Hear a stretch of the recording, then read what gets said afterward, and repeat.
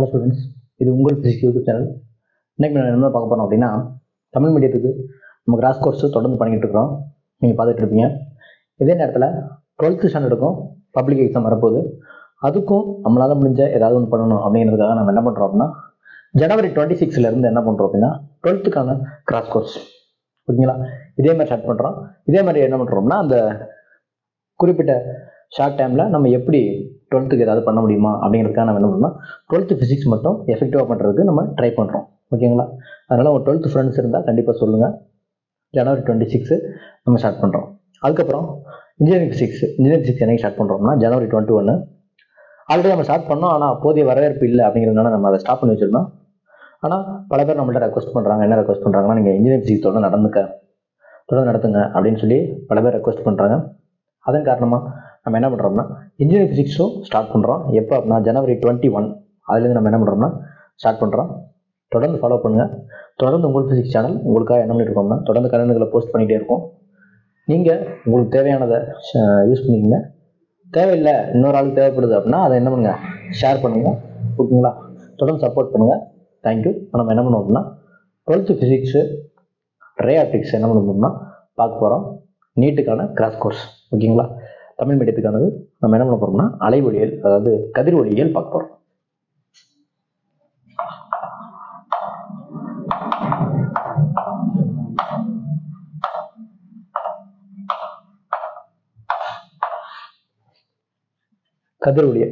கதிர் ஒளியை பொறுத்த வரைக்கும் நம்ம இதை 3 வகையாக பிரிச்சிடலாம். 3 வகை என்ன அப்படின்னா, ஒன்று ஆடிகள், லென்ஸுகள், பொப்பெட்டகம் அப்படின்னு 3 வகையை பிரிக்கலாம். இது மட்டும் இல்லாமல் இன்னொன்று ஒளியியல் கருவிகள். மொத்தம் 4 வகையை பிரிச்சிடலாம், ஓகேங்களா. அந்த 4 வகையை பற்றி தான் இன்றைக்கி பார்க்கவும் போகிறோம். அப்போ ஈஸியாக ஞாபகம் வச்சுக்கங்க. நான் எந்த அளவுக்கு ஈஸியாக சொல்ல முடியுமோ அந்த அளவுக்கு ஈஸியாக சொல்கிறேன். இப்போது கதிர் ஒளியில் மொத்தம் எத்தனை வகை பிரிக்கிறோம்னா 4 வகையாக. ஒன்று ஆடிகளை பற்றி படிக்கிறது, மிரர்ஸ். ரெண்டாவது லென்ஸுகளை பற்றி படிக்கிறது, லென்சஸ். மூணாவது முப்பட்டகம், பிரிசம். நாலாவது ஆப்டிக்கல் இன்ஸ்ட்ருமெண்ட்ஸ் சொல்லக்கூடிய ஒளியியல் கருவிகள்.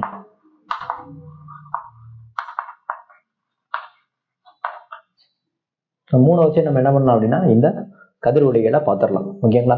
மிகச்சிறந்த ஒரு என்ன சொல்கிறது அப்படின்னா ஒரு பாடம். இது என்ன காரணம் அப்படின்னா ஈஸியாக நம்ம ஞாபகம் வச்சுக்கலாம். 2-3 கொஸ்டின் இதுலேருந்து ஈஸியாக என்ன பண்ணலாம் அப்படின்னா அட்டன் பண்ணிடலாம், ஓகேங்களா.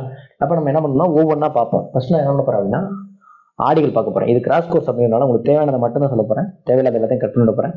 அப்போது ஆடிகள் அப்படிங்கிறத நம்ம என்ன பண்ணணும் ஃபஸ்ட்டு பார்க்க போகிறோம்.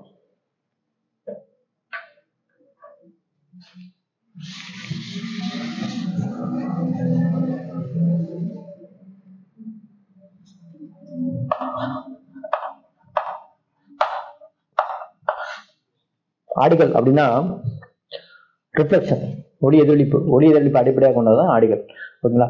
ஒளியானது ஆடியில படும் பொழுது எதிரொலிக்கும் அப்படிங்கிறது தான் நம்ம என்ன சொல்லுவோம்னா ஆடிகளை பயன்படுத்துகிறோம். ஒளி எதிரொலிப்பிற்காக தான் ஆடிகளை பயன்படுத்துகிறோம். அப்போ ஒளி எதிரொலிப்புன்னு நமக்கு தெரியும். என்னன்னா ஒரே ஊடகத்தில் ஒளியானது பட்டு திரும்பினுச்சுன்னா ஊடகம் மாறாது, ஓகேங்களா, மீடியம் சேஞ்ச் ஆகாது. அப்போ ஒரே ஊடகத்தில் லைட்டு போயிட்டு பட்டு திரும்பினுச்சு அப்படின்னா அதை நம்ம என்ன சொல்லுவோம்னா ஒளி எதிரொலிப்பு அப்படின்னு சொல்லுவோம். அப்போ ஒளி எதிரொலிப்பு விதிகள் அப்படின்னு ஒன்று இருக்குது. ஒளி எதிர்ப்பு விதிகள் அப்படின்னு என்னன்னா நான் அதுக்கு ஒரு டயக்ராம் போட்டு காமிச்சிடுறேன். ஒளி எதிரொலிப்பு விதிகள் அப்படின்னு 2 இருக்கு.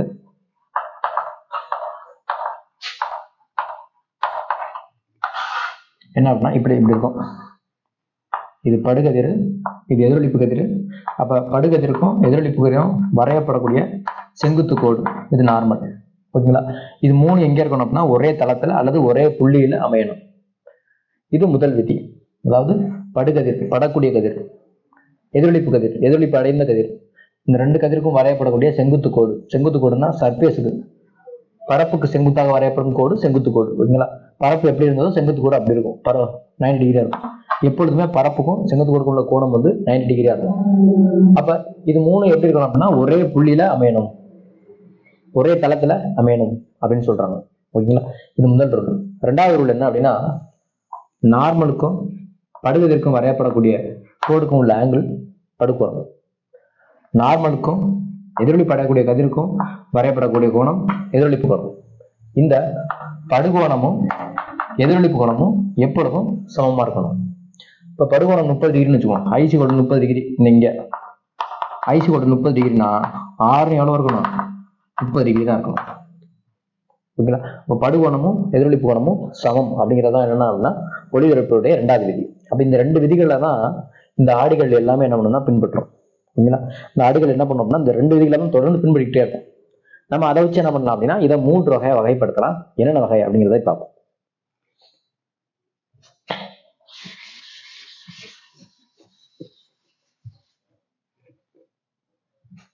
ஆடிகள்ல 3 வகையை சொன்னேன். ஒண்ணு சமதள ஆடி, குழியாடி, குவியாடி. பரவலை ஆடிகள் அப்படின்னு ஒண்ணு இருக்கு. அது நமக்கு இப்போதைக்கு தேவையில்லை. ஓகேங்களா?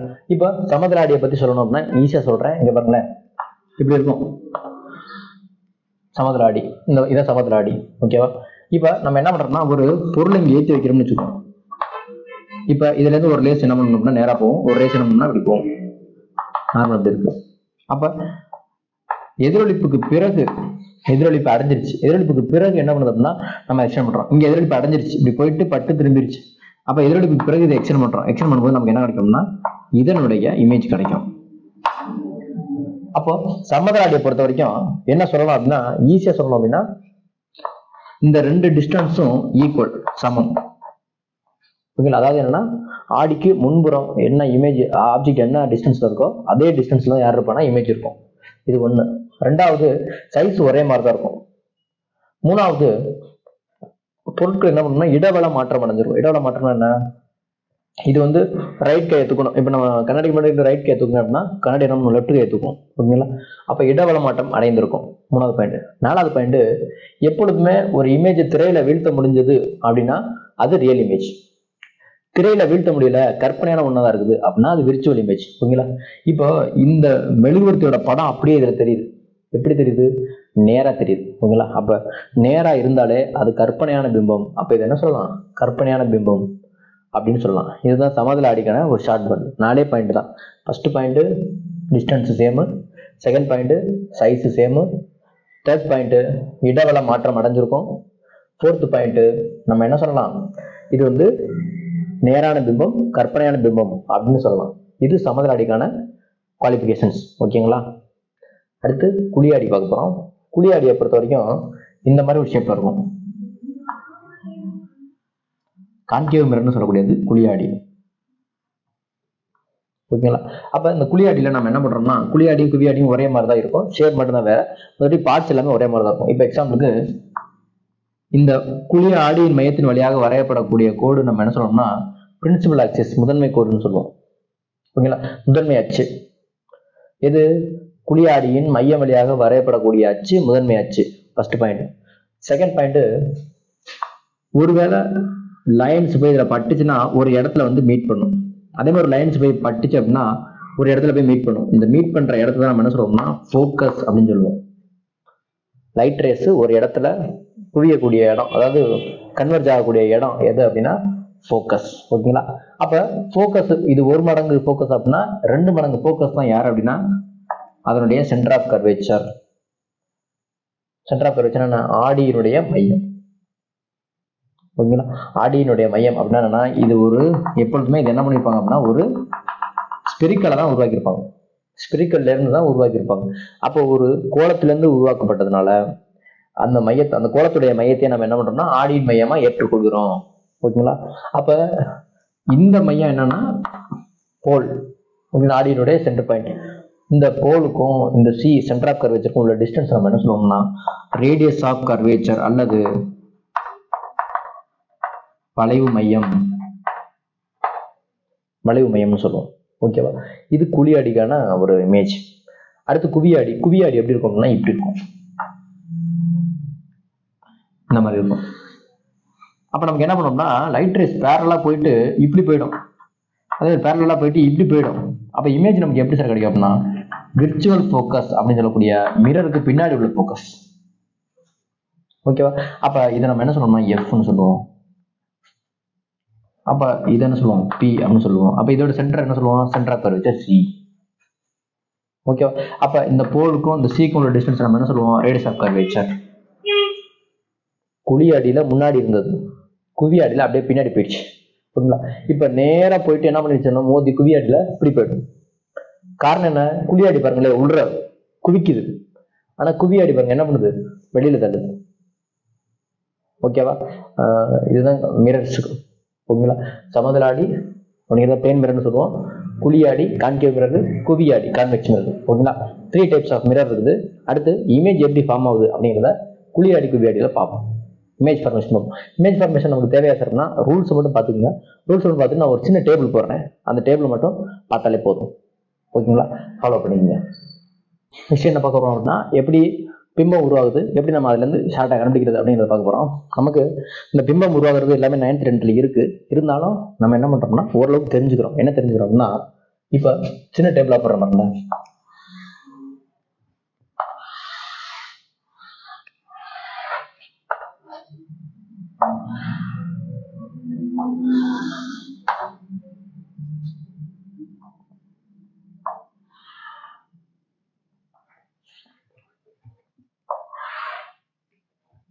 குழியாடினா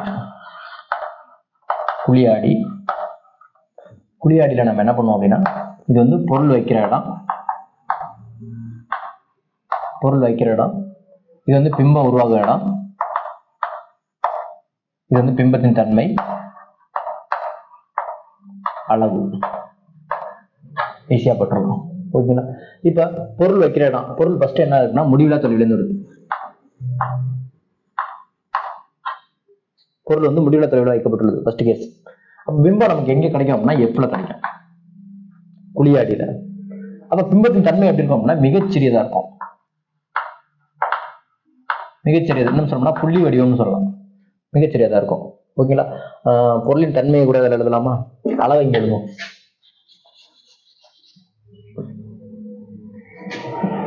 பொருளின் தன்மை எப்படின்னா தலைகீழ இருக்கும். அப்ப தலைகீழ் பிம்பம் அப்படின்னா அது என்ன சொல்லலாம்னா மெய்பிம்பம். மெய்பிம்பம் தலைகீழ். ஓகேங்களா? அளவு எப்படி இருக்கும்னா புள்ளி வடிவத்தில் இருக்கும். புள்ளி வடிவம் மிகச்சிறியது. First point. செகண்ட் பாயிண்ட் நான் என்ன பண்றேன்னா சீக்கு அப்பால். சீக்கு அப்பால்னா பியாண்ட் சி அப்படின்னு சொல்லுவோம். அதாவது சிக்கு கொஞ்சம் தள்ளி. நமக்கு தெரியும் மிரரோட மையம் தான் சி. அப்ப சியோட இந்த பக்கம் தள்ளி. அப்ப பிம்பம் எங்க கிடைக்கும் அப்படின்னா நம்ம இப்படி நகர்த்துறோமா, இப்போ எஃப்ல கிடைச்சிருக்குதா, எஃப்ல கிடைச்சோன்னு என்ன பண்ணோம்னா நம்ம ஆப்ஜெக்ட் எப்படி நகர்த்தோம்னா இமேஜ் இப்படி வந்துட்டு வரும். ஓகேங்களா? அப்ப எஃப்க்கும் சிக்கும் இடையில கிடைக்கும். எப்படி இருக்கும்? தலைகீழா இருக்கும். அப்ப மெய் பிம்பம், மெய் தலைகீழ். வடிவம் எப்படி இருக்கும்? சிறியதா இருக்கும். பொருளை விட சிறிய ஷேப்ல இருக்கும், நவுந்துட்டே வரும். அதுக்கப்புறம் நம்ம என்ன பண்றோம்னா சீல வைக்கிறோம். சீல வச்சோம்னா இமேஜ் நமக்கு எங்க கிடைக்கும்னா சீல கிடைக்கும். தன்மை எப்படி இருக்கும் அப்படின்னா அதுவும் மெய் பிம்பம் தான், ஒன்றும் பிரச்சனை இல்லை. அளவு எப்படி இருக்கும் அப்படின்னா அதே அளவு தான் இருக்கும், சேம். அப்ப என்ன சொல்லலாம் சம அளவு, சம அளவுல இருக்கும். அதுக்கப்புறம் நம்ம என்ன பண்றோம் சிக்கு நவுத்துறோம். என்ன நவுத்துறோம்னா என்னது சிக்கும் எஃப்க்கும் இடையில வைக்கிறோம். அப்ப சிக்கு இடைக்கு எஃப்க்கு இடையில வச்சா எனக்கு என்ன பண்ணும் அப்படின்னா சிக்கு அப்பால் வரும் இமேஜ், சியை தாண்டி வரும். அப்ப சியை தாண்டி வந்ததுன்னா என்ன இமேஜ் சொல்லலாம்? பொருளின் தன்மை வந்து அதுவும் மெய்பிம்பம் தான். ஓகேங்களா? அப்ப நமக்கு அளவு எப்படி இருக்கும் அப்படின்னா பெரியது, கொஞ்சம் சைஸ் பெருசாகும். ஓகேங்களா? அடுத்து நெக்ஸ்ட் நம்ம என்ன பண்றோம்னா எஃப்ல வைக்கிறோம். எஃப்ல வைக்கும்போது எனக்கு எங்க பிம்பம் கிடைக்கும் அப்படின்னா முடிவிலா தொலைவில் கிடைக்கும். தன்மை எப்படி இருக்கும் அப்படின்னா ரொம்ப ரொம்ப பெரியதா இருக்கும், மெய் ரியல் இமேஜ். அப்போ அளவு எப்படின்னா மிகப்பெரியது, ரொம்ப பெரியது. ஓகே. அடுத்து லாஸ்ட் என்ன பண்றோம் அப்படின்னா பிக்கும் எஃப்க்கும் இடையில வைக்கிறேன். நான் வந்துட்டே போறேன்னா பிக்கும் எஃப்க்கு இடையில வைக்கிறேன். பிக்கு எஃப்க்கு இடையில வைக்கும்போது எனக்கு என்ன கிடைக்கும் அப்படின்னா பிம்பம் கிடைக்கும். பிம்பம் எங்க கிடைக்கும் அப்படின்னா மிரருக்கு பின்னாடி, ஆடிக்கு பின்புறம். அப்ப பின்புறம் எப்படி இருக்கும்னா நேரா இருக்கும். நேரா இருந்தது என்ன சொல்லணும்னா கற்பனை, கற்பனையான பிம்பம். ஓகேங்களா? அளவு எப்படி இருக்கும்னா பெரிய பிம்பம், ரொம்ப பெரியதுன்னு சொல்ல முடியாது, ஓரளவுக்கு பெரிய பிம்பம். ஓகேங்களா? இதுதான் குழியாடியுடைய அந்த தன்மைகள். அந்த பொருள் வைக்கப்படும் இடம், இது வந்து பொருள் வைக்கப்படும் இடம், இது பிம்பம் உருவாக்கும் இடம், இது பிம்பத்தின் தன்மை, இது வந்து பிம்பத்துடைய அளவு எப்படி இருக்கும் அப்படிங்கிறத சொல்லக்கூடியது. ஓகேங்களா, இதை ஃபாலோ பண்ணிங்க. நெக்ஸ்ட் குவி ஆடி போவோம்.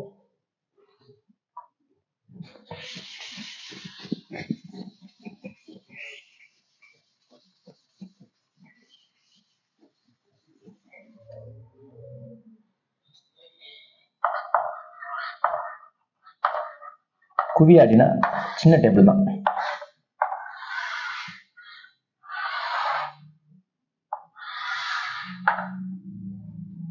பொருள், பிம்பம், தன்மை. பொருள், பிம்பம், தன்மை, அளவு. ஃபர்ஸ்ட் பொருள் எங்க இருக்கு அப்படின்னா முடிவில்லா தொலைவில் இருக்கு. அதான் நம்ம போன கேஸ்லயும் பார்த்தோம், முடிவில்லா தொலைவில் இருக்கு. பிம்பம் எங்க இருக்கும் அப்படின்னா மிரருக்கு பின்னாடி. சரிங்களா, மிரருக்கு பின்னாடி எங்க கிடைக்கும் அப்படின்னா எஃப்ல கிடைக்கும். மிரருக்கு பின்புறம், அது யாவும். பொருளின் தன்முறை பின்புறம். நமக்கு எப்படி இருக்கும் அப்படின்னா விர்ச்சுவல் இமேஜ், அதாவது என்னன்னா நேரானது, கற்பனையான பிம்பம். கற்பனை. அளவு எப்படி இருக்கும்னா மிகச்சிறியது, புள்ளி வடிவம்.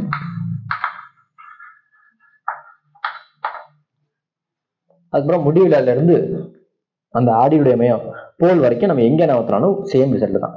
அப்ப நமக்கு என்ன பண்ணுவோம் அப்படின்னா முடிவிலால இருந்து எனி பொசிஷன் எங்க நகர்த்தினாலும் சரி, பொருள் எங்க இருந்தாலும் சரி, பிம்பம் எங்க கிடைக்கும் அப்படின்னா எஃப்க்கும் பிக்கும் இடையில கிடைக்கும். பொருளின் தன்மை எப்படி இருக்கும்னா மிரருக்கு பின்புறம், ஆடிக்கு பின்புறம் இருக்கும். ஆடிக்கு பின்புறம் இருக்கும் கற்பனையான பிம்பம். அளவு சிறியது, ரொம்ப சிறியது, பொருளை விட ரொம்ப சிறியதா தெரியும். ஓகேங்களா, இதுதான் குவி ஆடி. ஓகேவா, அடுத்து நம்ம பார்க்க போகிறது ஆடி சமன்பாடு. ஆடி சமன்பாடு எப்படி பார்க்கறது, அதன் மூலமா என்ன தெரிஞ்சுக்க போறோம் அப்படிங்கிறத நம்ம என்ன போகிறோம், ஈஸியாக பார்க்குறோம். அதுக்கு இதே மாதிரி ஒரு டேபிள் போடுறேன், ஈஸியாக ஞாபகம் வச்சுக்கிற மாதிரி. இதை நீங்கள் என்ன பண்ணிக்கலாம், ஃபாலோ பண்ணிக்கலாம்.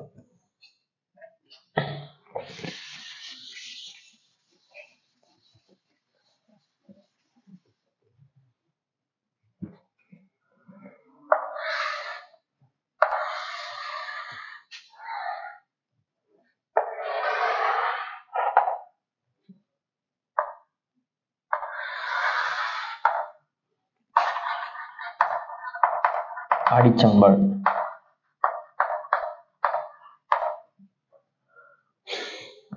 ஆடிச்சமன்பாடுல நமக்கு தெரிய வேண்டியது என்ன அப்படின்னா, ஆடிச்சமன்பாடுனா ஃபர்ஸ்ட் என்னன்னு தெரியணும். நான் ஃபார்முலா எழுதிடுறேன். 1/f = 1/v + 1/u. இதான் ஆடிச்சமன்பாடு. இதுல u அப்படிங்கிறது என்ன சொல்லலாம் அப்படின்னா பொருளின் தொலைவு. பொருள் எங்க இருந்து தொலைவு கண்டுபிடிக்கணும் அப்படின்னா, நான் சின்ன டயக்ராம் மாதிரி போட்டு காமிக்கிறேன்.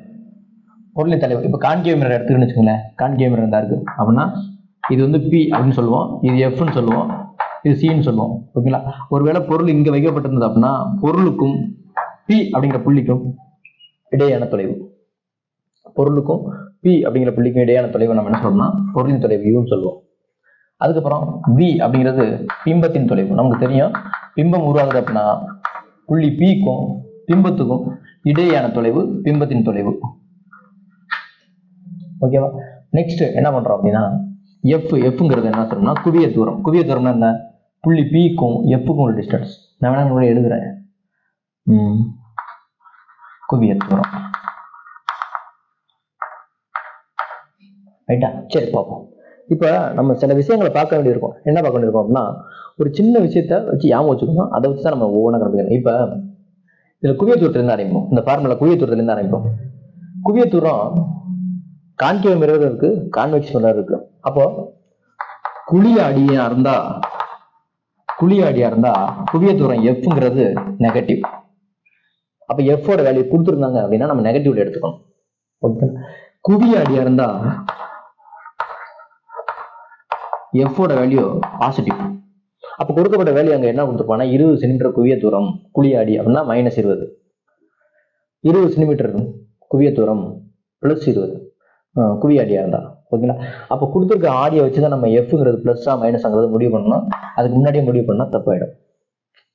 ஓகேவா, இது ஃபர்ஸ்ட் கண்டிஷன். ரெண்டாவது கண்டிஷனு, இப்போ இதை ஒரு எக்ஸாம்பிளுக்கு இந்த மிரர்னு வச்சுப்போம், பி அப்படிங்கிற மிரர்னு வச்சுப்போம். இப்போ நம்ம ரெண்டு டிஸ்டன்ஸை பிரிச்சிடலாம். எப்படின்னா இது ஒரு டிஸ்டன்ஸ், இது ஒரு டிஸ்டன்ஸ். இது மைனஸ் எக்ஸ் மாதிரி, இது பிளஸ் எக்ஸ், சாரி இது பிளஸ் எக்ஸ் மாதிரி, இது மைனஸ் எக்ஸ் மாதிரி.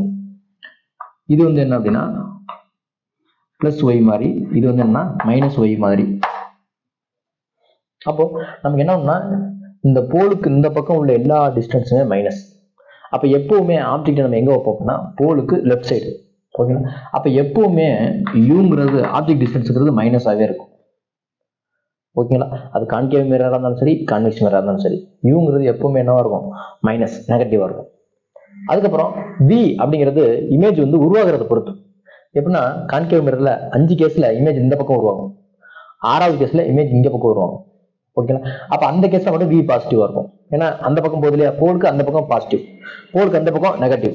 அதே மாதிரி ஆப்ஜெக்டோட ஹைட் கொடுப்பாங்க. ஆப்ஜெக்டோட ஹைட் கொடுத்தாங்கன்னா ஹைட் மேல் நோக்கி இருக்கும். லெஃப்ட் சைடை வச்சாலும் ஆப்ஜெக்டோட ஹைட் எங்க இருக்கும், மேல் நோக்கி இருக்கும். அப்ப ஆப்ஜெக்டோட ஹைட் பிளஸ்ல வரும். ஒருவேளை இமேஜோட ஹைட் இந்த பக்கம் வந்துச்சு அப்படின்னா பிளஸ் தான். ஏன்னா ஒய் ஆக்சிஸ், ஹைட்டுங்கிறது Y axis, object distance image distance X axis. ஓகேவா? அதன்படி பார்த்துக்கணும். அப்போ ஆப்ஜெக்ட் ஹைட் இந்த பக்கம் இருந்துச்சுன்னா இது வந்து பிளஸ் ஒய் ஆக்சிஸ் சேர்ந்தது. அப்போ ஹச் வந்து பிளஸ்ல வரும். ஒருவேளை ஆப்ஜெக்ட் இமேஜ் ஹைட் இங்க இருந்தது அப்படின்னா இமேஜ் ஹைட் மைனஸ் ஒய் ஆக்சிஸ்ல வரும். அப்போ நமக்கு இமேஜ் ஹைட் எப்படி வரும்னா மைனஸ்ல வரும். ஓகேங்களா? அதை நம்ம என்ன பண்ணணும்னா கிளியரா பார்த்து எடுத்துக்கணும். சைடை வச்சு என்ன பண்ணிக்கணும்னா ஞாபகம் வச்சுக்கணும். ஓகேங்களா? அடுத்து மேக்னிஃபிகேஷன் பார்ப்போம். இதை நோட் பண்ணிக்கணும், நோட் பண்ணிங்க. அடுத்து மேக்னிஃபிகேஷன் உருப்பெருக்கம் பார்ப்போம்.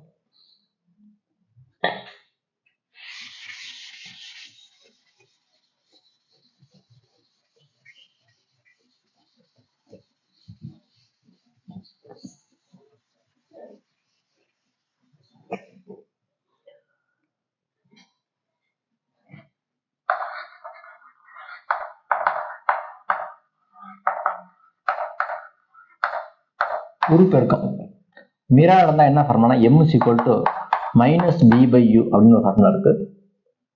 மேக்னிஃபிகேஷன் அப்படிங்கிறதுக்கு பொதுவான ஃபார்முலா என்னன்னா h dash by h. h dash அப்படிங்கிறது இமேஜுடைய ஹைட்டு, ஹச்ங்கிறது பொருளுடைய ஹைட்டு, மைனஸ் b அதாவது v தான். மைனஸ் b என்ன, மைனஸ்ங்கிறது ஃபார்முலா உள்ளது. இப்போ vங்கிறது இமேஜ் டிஸ்டன்ஸ், uங்கிறது ஆப்ஜெக்ட் டிஸ்டன்ஸ். இங்கே மைனஸ் ஃபார்முலா அப்ளை பண்ணியிருக்கேன், நாம அப்ளை பண்ண வேண்டியது அப்பெல்லாம் கிடையாது, அப்ளை பண்ணணும். ஓகேங்களா?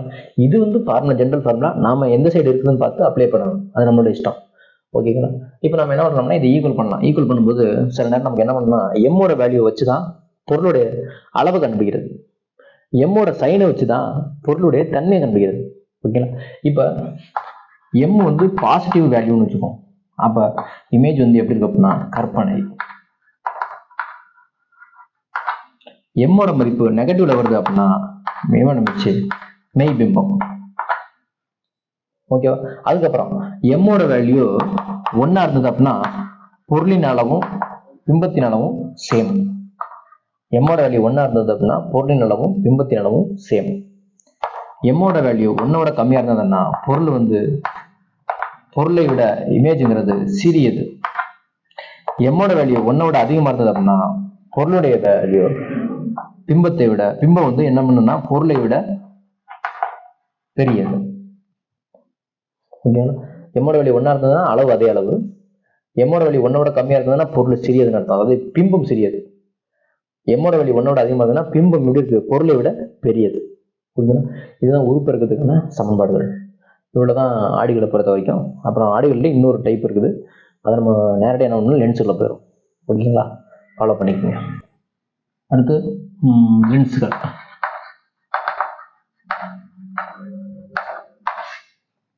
லென்ஸுகள் தெரிஞ்சதுக்கு முன்னாடி நமக்கு ஒளி விலகல் தான் ஃபர்ஸ்ட் என்ன தெரியும்னா, அது ஒரு முக்கியமான கான்செப்ட் கூட. நான் ஃபர்ஸ்ட் ஒளி விலகல சொல்லிடுறேன், அதுக்கப்புறம் லென்ஸுக்குள்ள போறேன். ஓகே. ஒளி விலகல். ஒளி விலகல் அப்படின்னா ஒன்றும் கிடையாது.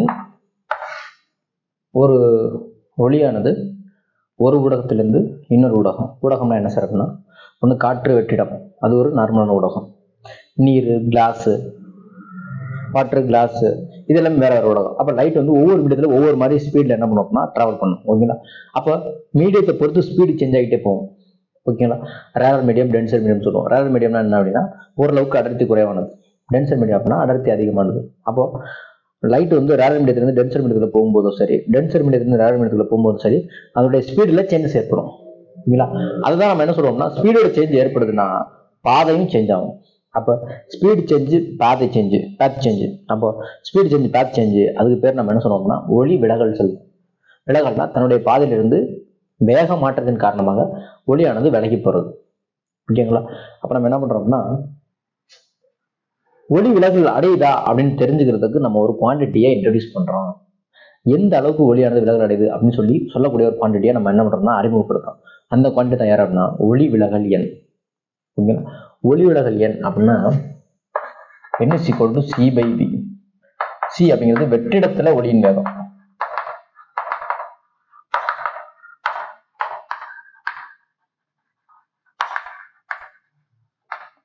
v அப்படிங்கிறது குறிப்பிட்ட ஊடகம், எந்த ஊடகத்தை நம்ம வேணா நம்ம தேர்ந்தெடுக்கலாம். ஊடகத்துல ஒளியின் வேகம்.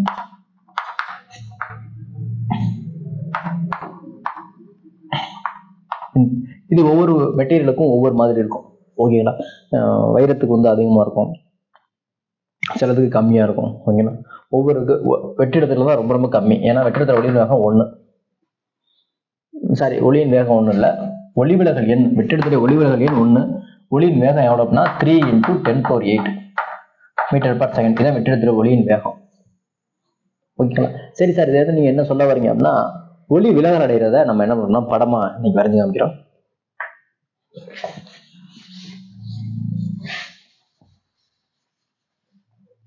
இப்போ 3 வகையா பிரிக்கிறோம் நம்ம ஒளி விலகல் அடைகிறது. இப்போ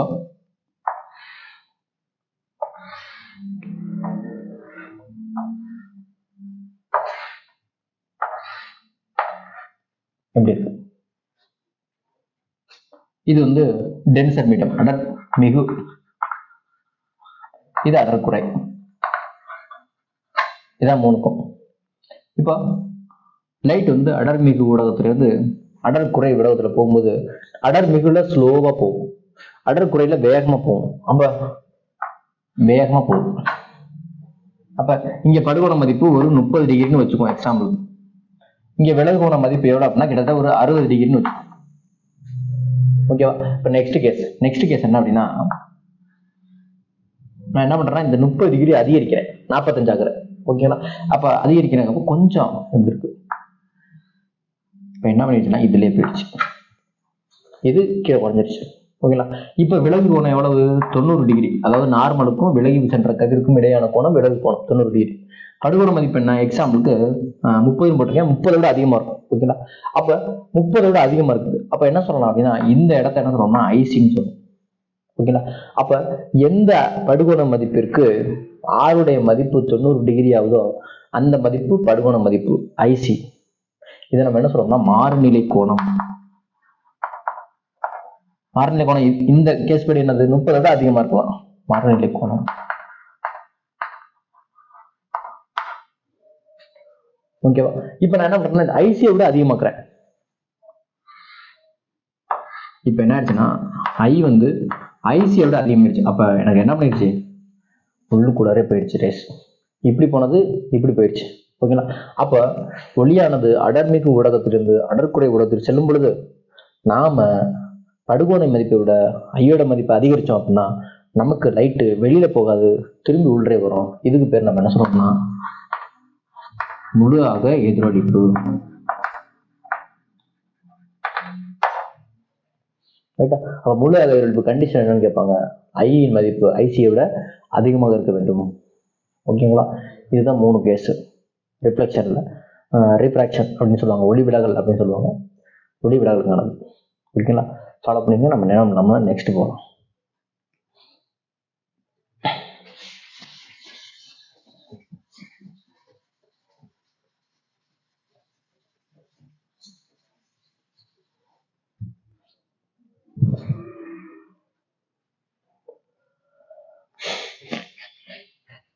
நெக்ஸ்ட் என்ன அப்படின்னா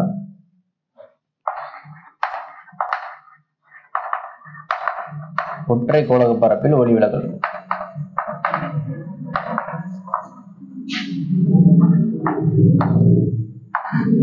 அப்ப என்ன அர்த்தம்னா ஒரே ஒரு சர்ஃபேஸ் தான் இருக்குதுன்னு அர்த்தம். ஒரே ஒரு சர்ஃபேஸ் தான் இருக்கு. அப்போ ஒரே ஒரு சர்ஃபேஸ், ஏன்னா ரெண்டு சர்ஃபேஸ் இருந்தால் அது என்ன ஆகும்னா லென்ஸ்ன்னு சொல்லுவோம். அதுதான் லென்ஸ்ன்னு சொல்லுவோம். இப்போ ஒரே ஒரு கோளக பரப்பு, அதாவது ஒரே ஒரு பரப்பு இருக்குது. இப்போ நான் எக்ஸாம்பிளுக்கு இதை எடுத்துக்கிறேன். எப்படி இருக்கு? ஒரே ஒரு பரப்பு இருக்கு. இப்போ ஒரே ஒரு பரப்பு இருக்குது அப்படின்னா நமக்கு என்ன இருக்கும்னா ஒரே ஒரு ரேடியஸ் ஆஃப் கர்வேச்சர் தான் இருக்கும், ஒரே ஒரு ஆர் தான் இருக்கும். லைட் என்ன பண்ணிருக்கலாம் அப்படின்னா ஒரு மீடியத்துல இருந்து இன்னொரு மீடியத்துக்கு போகுது. அப்ப இது இந்த மீடியத்தை N1 சொல்லுவோம், இதை வந்து என்ன சொல்லுவோம்னா N2. எப்போதுமே லைட் எங்கிருந்து போகுதோ அது N1, எதுக்குள்ள போகுதோ அதுல N2. ஓகேங்களா? அப்ப N1ல இருந்து N2குள்ள போகுது. ஓகேவா? அப்ப இதுக்கு ஒரு ஃபார்முலா இருக்கு. என்ன ஃபார்முலானா ஈஸியா போடலாம். என்ன ஃபார்முலானா நம்ம வச்சிருக்கூடிய ஆப்ஜெக்ட் கிடைக்கக்கூடிய இமேஜ் எப்படி இந்த பக்கம் தான் கிடைக்கும், ஏன்னா ரீஃப்ராக்ட் ஆகுது இல்லையா? அப்ப இமேஜ் இந்த பக்கம் கிடைக்கும். அப்ப கிடைக்கக்கூடிய ஆப்ஜெக்ட் கிடைக்கக்கூடிய இமேஜை வச்சு நம்ம என்ன பண்ணணும், ஒரு ஃபார்முலா போடுறோம். என்ன ஃபார்முலானா N2/V minus N1/U is equal to N2 minus N1 divided by R அப்படின்னு ஒரு formula. N2 second medium, N1 first medium, V image distance, U object distance, N2 minus N1 R, Rங்கிறது பாசிட்டிவ். காரணம் என்ன, போலுக்கு அந்த பக்கம் இருக்கு. ஓகேங்களா? இதான் போல், போலுக்கு அந்த பக்கம் இருந்தால் அது பாசிட்டிவ். அப்போ ஆரோட மதிப்பு பாசிட்டிவ். ஓகேவா? இது ஒரே ஒரு சர்ஃபேஸாக இருந்துச்சுன்னா இந்த ஃபார்முலா அப்ளை பண்ணணும். ஓகேவா? சரி, ஓகே. இப்போ நான் என்ன பண்ணுறேன்னா டபுள் சர்ஃபேஸ் போடுறேன், லென்ஸ்குள்ளே போகிறேன்.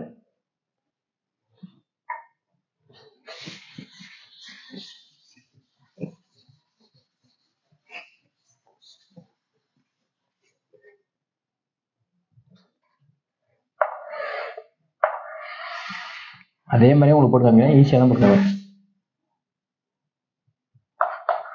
குவி லென்ஸ், லென்ஸை சமன்பாடு அடிக்கிறோம். லென்ஸை சமன்பாடு மிரருக்கும் லென்ஸுக்கும் ஒரு சின்ன வித்தியாசம் தான், ஒரு ப்ளஸ் மைனஸ் தான் வித்தியாசம். அப்போ lens சமன்பாடுனா 1/f is equal to 1/v minus 1/u. ஓகேங்களா? இதில் எஃப்ங்கிறது குவிய தூரம், பிங்கிறது இமேஜ் டிஸ்டன்ஸ், இவங்கிறது ஆப்ஜெக்ட் டிஸ்டன்ஸ் நமக்கு தெரியும். ஓகேங்களா? அப்போ இதை நம்ம எழுத வேண்டியதில்லை. அதுக்கப்புறம் லென்ஸில் பொறுத்த வரைக்கும் எஃப் குவிய தூரம் பார்க்கணும் அப்படின்னா குவி லென்ஸா குழி லென்ஸான்னு பார்க்கணும். குவி லென்ஸாக இருந்தது அப்படின்னா குவி லென்ஸாக இருந்துச்சுன்னா எஃப்ங்கிறது பாசிட்டிவ், குழி லென்ஸாக இருந்ததுன்னா எஃப்ங்கிறது நெகட்டிவ். ஓகேங்களா? அதுக்கப்புறம் மேக்னிஃபிகேஷன், ஒரு பெருக்கம், வேற எதுவும் இதில் சேஞ்ச் கிடையாது, வழக்கம் போல தான். யூ எப்பவுமே லெஃப்ட், மைனஸ் வி அது இந்த பக்கம் கிடைச்சதுன்னா பிளஸ், இந்த பக்கம் கிடைச்சதுன்னா மைனஸ், அந்த மாதிரி என்ன பண்ணணும், எழுதிக்கணும். அதுக்கப்புறம் உருப்பெருக்கம், உருப்பெருக்கம்லேயே ஒரே ஒரு மைனஸ் தான். என்ன formula, m is equal to plus V by U. மிரர்ல பார்த்தோம்னா மைனஸ் வி பை யூ இருக்கும், இங்கன்னா பிளஸ் வி பை யூ. அதுக்கப்புறம் m is equal to h dash by h. முக்கிய வழக்கம் போல தான். அதை நம்ம என்ன பண்ணுவோம், ஈக்குவல் பண்ணி நம்ம கண்டுபிடிப்போம். அதே மாதிரி தான் எம் ப்ளஸ்ஸாக இருந்ததுன்னா கற்பனை, எம் மைனஸாக இருந்துச்சுன்னா உண்மை. சேம் ஃபார்முலாஸ் தான் எல்லாத்துலேயும் மெயின்டெனும். ஓகேங்களா? மிரரில் என்னவோ அதே தான் லென்ஸில். ஓகேவா? அதுக்கப்புறம் நம்ம நேரடி என்ன பண்ணலாம், லென்ஸ் உருவாக்க ஒரு சமன்பாடுக்கு போயிடும். ஓகேங்களா? சார் இது இமேஜ் ஃபார்மேஷன் தேவையில்லையா அப்படின்னா அதே இமேஜ் ஃபார்மேஷன் தான் மாறி மாறி வரும். ஓகேங்களா? அதை நீங்கள் என்ன பண்ணிக்கணும்னா ஃபாலோ பண்ணிக்கணும். நம்ம என்ன பண்ணோம், லென்ஸ் உருவாக்க ஒரு சமன்பாடுக்குள்ள போயிடலாம்.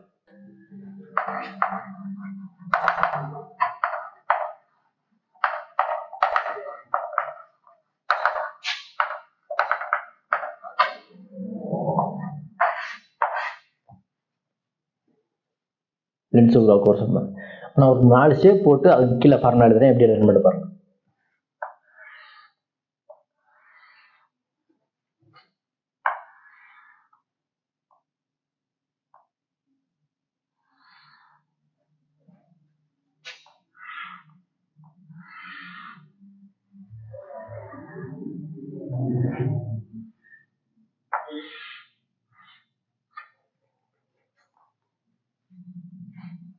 ஓகே, லென்ஸ் உருவாக்க ஒரு சமன்பாடு என்னன்னு சொல்லிடுறேன், அதை அப்படியே எழுதுறேன் கீழே. இப்போ பாருங்களேன், இப்போ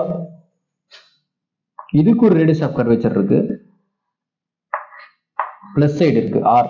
அப்ப ஆர் ஒண்ணுங்கிறது பிளஸ், இதுக்கு ஒரு ரேடியஸ் ஆஃப் கர்வேச்சர் இருக்கு, ஆனா அது எந்த பக்கம் போகுது, மைனஸ்ல போகுது, R2. R2ங்கிறது மைனஸ். அப்ப என்ன formula போடலாம்னா N2/V minus N1/U is equal to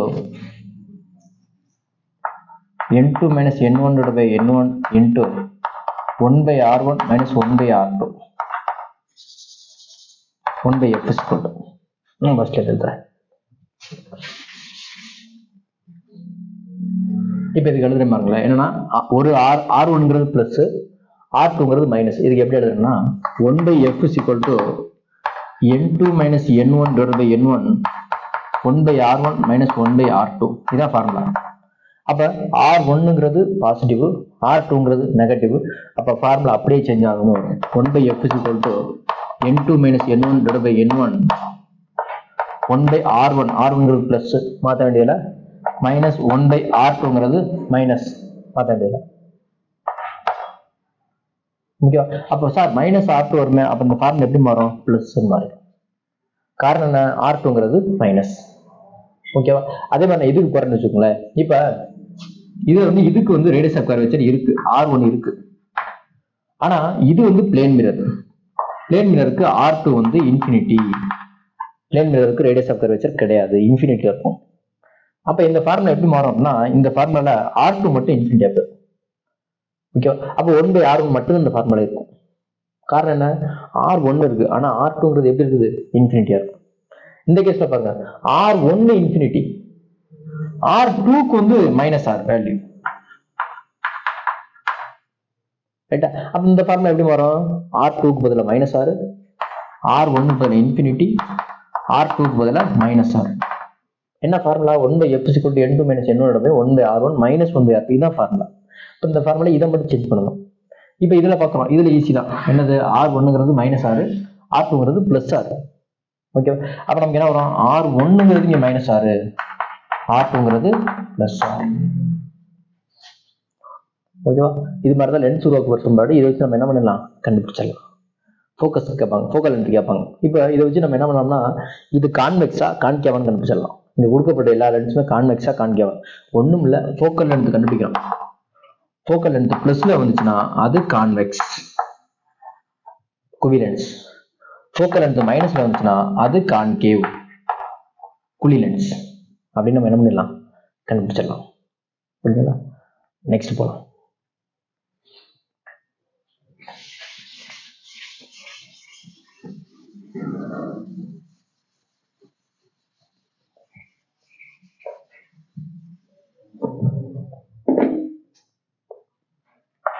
திறன்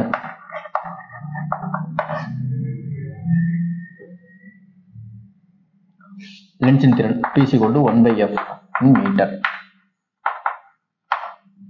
ஓகேங்களா?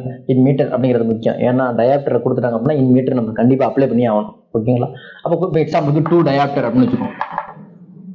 ஓகேங்களா? இன்னொரு வேலை இருக்கு, என்னன்னா பவர் பிளஸ்ஸா இருந்துச்சு அப்படின்னா அது கான்வெக்ஸ் லென்ஸ், பவர் மைனஸ் இருந்துச்சு அப்படின்னா அது கான்கேவ் லென்ஸ் குழி லென்ஸ். அப்ப பவர் பிளஸ்ஸா இருந்துச்சுன்னா அது குவி லென்ஸ், பவர் மைனஸ் இருந்துச்சுன்னா அது குழி லென்ஸ். ஓகேங்களா? அப்ப கண்டுபிடிச்சிடலாம் ஈஸியா. சரி, ஓகே. இப்ப என்ன பண்றேன், நிறைய லென்ஸ் நான் என்ன பண்றேன்னா சேர்க்கும் போது இந்த ஃபோக்கல் லென்த் என்ன ஆகும் அப்படின்னு கேட்பாங்க. எப்படின்னா, இப்போ நான் ஒரு லென்ஸையும் இன்னொரு லென்ஸையும் கான்டாக்ட்ல வைக்கிறேன். அப்ப இதனுடைய ஃபோக்கல் லென்த் என்ன ஆகும்? இதோடைய ஃபோக்கல் லென்த் f1, இதோடைய ஃபோக்கல் லென்த் f2 என்னவும் கேட்பாங்க. அப்ப நம்ம ஈஸியா என்னன்னு சொல்லலாம்னா 1 by f is equal to 1 by f1 plus 1 by f2. இதனுடைய ஃபோக்கல் லென்த் என்ன ஆகும்? நமக்கு இன்வெர்ஸ்லி ஆட் ஆகும். எப்படி? இதோடைய பவர் ஆட் ஆகும். பவர் எப்படி ஆட் ஆகும்? 1 by f னா பவர். அப்போ 1 by f னா இந்த லென்ஸுடைய பவர் 1 பிளஸ் இந்த லென்ஸுடைய பவர் 2. ரெண்டுமே இங்க கான்வெக்ஸ், அப்போ பிளஸ்ல இருக்கும். ரெண்டுமே ஒரு நேரம் என்ன பண்ணா பிளஸ் 1 மைனஸ் 1 இருக்கும். இப்போ எக்ஸாம்பிளுக்கு நம்ம போடுற சன்கிளாசஸ் போடுறோம் இல்லையா? அப்போ அந்த சன்கிளாஸஸ்ல பார்த்தோம் அப்படின்னா ஒரு கான்வெக்ஸ் ஒரு கான்கேவ் இருக்கும். ஒரு கான்வெக்ஸோட பவர் வந்து பிளஸ் பவரா இருக்கும், கான்கேவோட பவர் வந்து மைனஸ் பவரா இருக்கும். அப்ப கான்வெக்ஸோட பவர் என்ன சொல்லணும்னா பிளஸ் 5 அப்படின்னு சொன்னோம்னா கான்கேவ் வந்து மைனஸ் 5 இருக்கும். அப்ப டோட்டல் பவர் நமக்கு என்ன ஒண்ணா ஆட் பண்ணா 0 வரும். ஓகேங்களா? அதனாலதான் சன் கிளாஸ் என்ன பண்றது அப்படின்னா பவர் கிளாஸ் ஆக்ட் பண்றதுல அது நார்மல் கிளாஸ் மாதிரியே என்ன பண்ணுது அப்படின்னா ஆக்ட் பண்ணுது. ஓகேங்களா? ஃபாலோ பண்ணிங்க. பவர் ஆட் ஆச்சுன்னா மேக்னிஃபிகேஷன் நமக்கு என்ன பண்ணும் அப்படின்னா மல்டிப்ளை ஆகும். நமக்கு என்ன பண்ணோம்னா நம்ம டபுள் மடங்கா தெரியும் லென்ஸ் சேர்க்கும் பொழுது. ஓகேவா? இதுதான் திறன். அதோட எஃப் ஆட் பண்ணா என்ன வரும் அப்படிங்கிறதுக்கான ஃபார்முலாஸ் இது.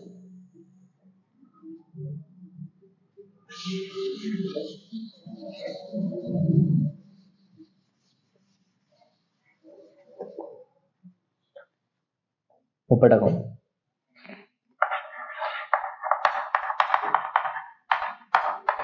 முப்பட்டகத்துல நம்ம ஈஸியா சொல்லலாம் என்னன்னா, ரெண்டு ட்ரையாங்கிள்,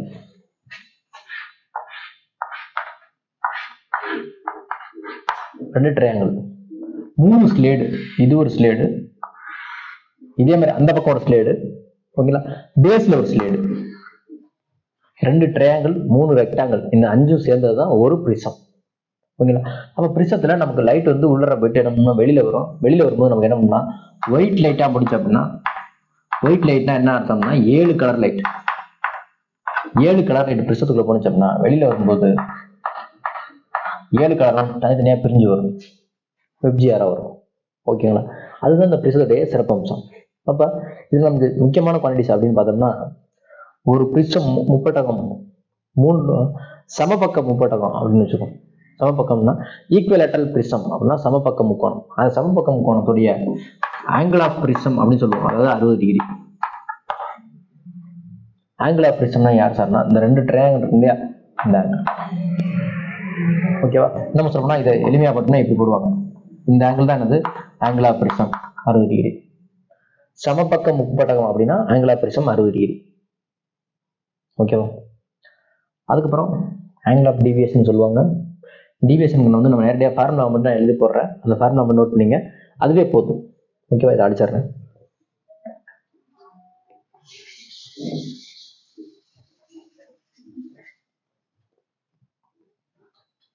அப்போ del is equal to I1 plus I2 minus A. A is equal to R1 plus R2. Del is equal to n minus 1 into A.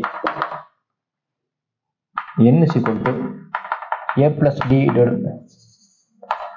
sin A plus D divided by 2 divided by sin A by 2.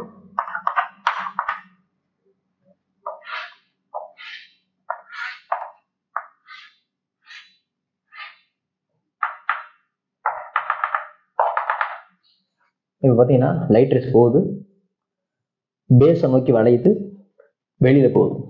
அப்போ உள்ள போய் நார்மலுக்கும், இது normal, இதை நம்ம என்ன சொல்றோம்னா angle of incidence I1ன்னு சொல்றோம். இந்த I1 இது வெளியில போகுது. அப்போ இதை வெளியில என்ன சொல்லுவோம்னா ஆங்கிள் ஆஃப் இன்சிடென்ஸ் I2 அப்படின்னு சொல்லுவோம். வெளியில போறது எமர்ஜென்ஸ் I2. A அப்படிங்கிறது ஆங்கிள் ஆஃப் பிரிசம், முப்பட்டகத்தின் கோணம். R1 அப்படிங்கிறது யார் அப்படின்னா, இப்போ லைட் இப்படி போனுச்சா, நார்மல் இப்படி இருக்கா, இந்த இடத்த என்ன சொல்றோம்னா R1. லைட் இப்படி போனுச்சா, நார்மல் இப்படி இருக்கா, இந்த இடத்த என்ன சொல்லுவோம் அப்படின்னா R2. ஓகேவா, சாரி, இந்த இடம் R2.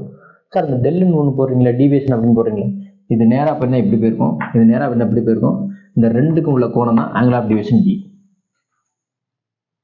அது சார் ரீஃப்ராக்டிவ் இண்டெக்ஸ் அப்படின்னா இந்த பிரிசத்துடைய ரீஃப்ராக்டிவ் இண்டெக்ஸ். A அப்படிங்கிறது ஆங்கிள் ஆஃப் பிரிசம், D அப்படிங்கிறது ஆங்கிள் ஆஃப் டீவியேஷன். D போடுறோங்க, இது A by 2. சம்டைம்ஸ் என்ன ஆகும்னா இந்த டியோட மதிப்பு சின்னமாயிடும். அப்படின்னா இந்த டெல்னு போடுறோம் இல்லையா, திசை மாற்ற கோணம். திசை மாற்ற கோணம் சிறியது அப்படின்னா நமக்கு என்ன ஆகும்னா I1 is equal to I2, R1 is equal to R2 மாதிரி. முப்பட்டகத்தின் கோணம் அந்த டியோட மதிப்பு சிறியது அப்படின்னா I1 I2 ஈக்குவலா இருக்கும், R1 மதிப்பும் R2 மதிப்பும் ஈக்குவலா இருக்கும். ஓகேங்களா, அதை வச்சு நம்ம என்ன பண்ணோம்னா இந்த ஃபார்முலாவே கொண்டு வருவோம். sin A plus D divided by 2, angle of prism plus திசை மாற்ற கோணம் divided by 2, முப்பட்டக கோணம் by 2. இதுதான் முப்பட்டகம். அடுத்து நம்ம என்ன பண்ணுவோம்னா ஒளியியல் கருவிகள் பார்ப்போம்.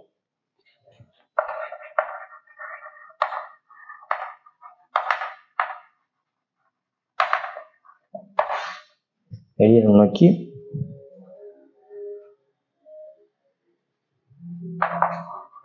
கூட்டு நோக்கி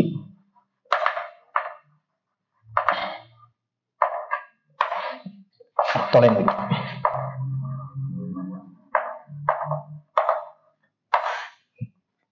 ஓகேங்களா, இப்போ எளிய நோக்கில ரெண்டு வகை இருக்கு, நியர் விஷன், ஃபேர் விஷன் அப்படின்னு சொல்லுவோம். நியர் விஷன் அப்படின்னா ஆப்ஜெக்ட்டுக்கும் நம்ம பார்க்கக்கூடிய இமேஜுக்கும் நமக்குள்ள டிஸ்டன்ஸ் ரொம்ப ஸ்மால் டிஸ்டன்ஸாக இருக்கும். எப்படின்னா நம்ம எங்கேயாவது பார்க்குறோம் அப்படின்னா ஆப்ஜெக்ட் நமக்கு இங்கே இருக்கும், இந்த டிஸ்டன்ஸ் எவ்வளோ இருக்கும்னா 25 சென்டிமீட்டர் அப்படின்னு சொல்லுவோம். 25 சென்டிமீட்டருக்கு குறைவாக பார்த்தோம்னா நமக்கு கண்ணு கொஞ்சம் ஸ்ட்ரெயின் பண்ணும், வலிக்கும். அப்போ இதுதான் குறைஞ்சபட்சம் நம்மளால வந்து கிளியராக பார்க்கக்கூடிய டிஸ்டன்ஸ் 25 சென்டிமீட்டர். இதுலேருந்து நம்மளால என்ன பண்ண இன்ஃபினிட்டி வரைக்கும் பார்க்க முடியும். அப்போ இது நம்ம என்ன சொல்லுவோம்னா நியர் விஷன் சொல்லுவோம். இதுக்கான உருப்பெருக்கத்துக்கான ஃபார்முலா m = 1 + d/f. ஓகேவா? இன்னொரு கேஸ்ல நம்ம என்ன பண்ணோம்னா முடிவிலா தொழில பார்ப்போம். முடிவிலா தொழில பார்க்கணும் அப்படின்னா நம்ம எதை யூஸ் பண்ணுவோம் அப்படின்னா அப்பதான் எளிய நுண்ணோக்கியை யூஸ் பண்ணுவாங்க. ஓகேங்களா? அப்ப இந்த டிஸ்டன்ஸ் என்ன சொல்றோம்னா இன்ஃபினிட்டின்னு சொல்லுவோம். அப்ப இன்ஃபினிட் டிஸ்டன்ஸ்ல நம்ம பார்க்கும்பொழுது நமக்கு உருப்பெருக்கம் என்ன வரும்னா m = d/f. ஓகேவா? அதுக்கப்புறம் கூட்டு நுண்ணோக்கி. இதுதான் என்னன்னா d அப்படிங்கிறது டிஸ்டன்ஸ் விஷன், f அப்படிங்கிறது ஃபோக்கல் லென்த். ஓகேவா? அதுதான் நம்ம என்ன பண்ணிக்கலாம்னா ஃபாலோ பண்ணிக்கலாம். அடுத்து கூட்டு நுண்ணோக்கி. கூட்டு நுண்ணோக்கியை பொறுத்த வரைக்கும் நம்ம சிம்பிளா சொல்லலாம். என்னன்னா இப்படி இருக்கும், ஒரு அப்ஜெக்டிவ், ஒரு ஐபீஸ். ஒரு அப்ஜெக்டிவ் ஒன்று, ஒரு ஐபீஸ் ஒன்று, மொத்தம் 2 லென்ஸ் இருக்கும். அப்ப இதுக்கு ஒரு ஃபோக்கல் லென்த் இருக்கும், இது f1 சொல்லுவோம். இதுக்கு ஒரு ஃபோக்கல் லென்த் இருக்கும், அது f-ன்னு சொல்லுவோம். அப்ப இந்த f-வையும் f-ஐயும் கூட்டினா நமக்கு என்ன கிடைக்கும் அப்படின்னா length of the common microscope L கிடைச்சிரும். காமன் மைக்ரோஸ்கோப்புடைய நீளம் length of the common microscope கிடைச்சிரும். ஓகேவா? அப்ப இதனுடைய உருப்பெருக்கம் அப்படின்னு பார்த்தோம்னா இதே நம்ம என்ன பண்ணிக்கலாம்னா யூஸ் பண்ணிக்கலாம். இருந்தாலும் இதை மல்டிபிள் பண்ணுவாங்க. என்ன பண்ணுவாங்கன்னா m = இந்த 1 + df இது இருக்கு இல்லையா, இது ரெண்டும் என்ன பண்ணுவாங்கன்னா மல்டிபிளை பண்ணுவாங்க. மல்டிபிளை பண்ணும்போது d/f × d/f இது மல்டிபிளை பண்ணுவாங்க. மல்டிபிளை பண்ணும்போது நமக்கு என்ன கிடைக்கும் அப்படின்னா ஒன்று இப்படி வந்துடும், L/F0 அப்படின்னு வந்துடும். ஓகேவா?